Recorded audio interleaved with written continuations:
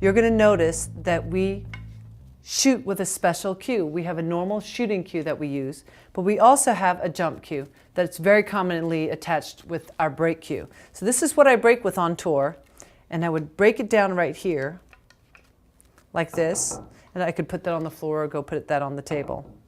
What it does is it's a lot lighter. It also has a harder tip, harder ferrule, and allows me to strike down very quickly. What a lot of amateurs do is they scoop the cue ball like this. That's actually not legal. You have to strike down on the cue ball off a dense surface and get that cue ball to jump up in the air over the obstructing ball into the 3 ball in the corner pocket. So here's an example.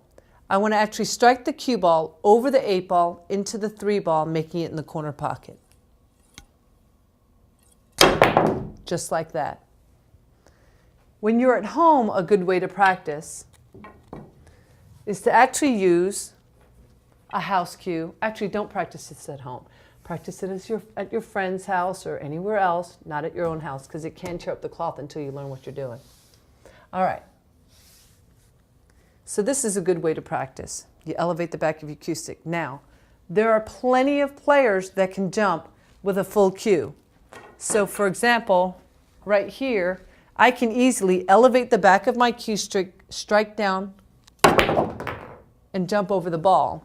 It's just easier to do with a jump cue because it's lighter and you can be quicker about it.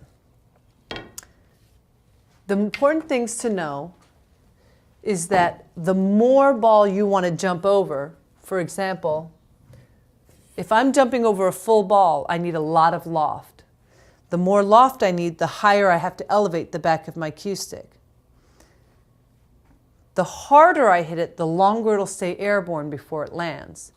So in this case, I have to elevate a lot and only hit it hard enough to land here. If I hit it too hard and elevate a lot, it'll jump over both balls.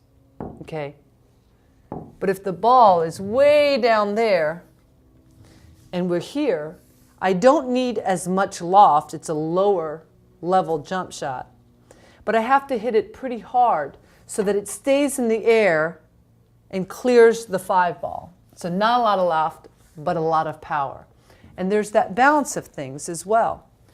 And then lastly, when you're jumping, if I come down on this ball, let's see, like this. If you're looking down at the ball, I hit right in the center, looking down at the face of it like a clock, hitting just dead center. You can hit just above center, but if you want, you can follow, hitting it up high. You can draw the ball and aim lower on the cue ball, like this. If I wanted to put draw on the ball, and make sure you chalk up, it's very important. If I want, I can aim low with draw, get that cue ball to come backwards. But it takes practice, practice, practice. Loose grip, strike down the ball with a solid hit. The more you have to jump over the ball, and let me clarify that, this is a full ball jump. You have to clear a full ball.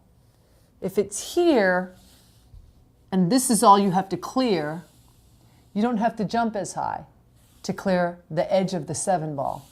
So here, I would not have to elevate as much to jump the ball as I would here, where I would have to really elevate.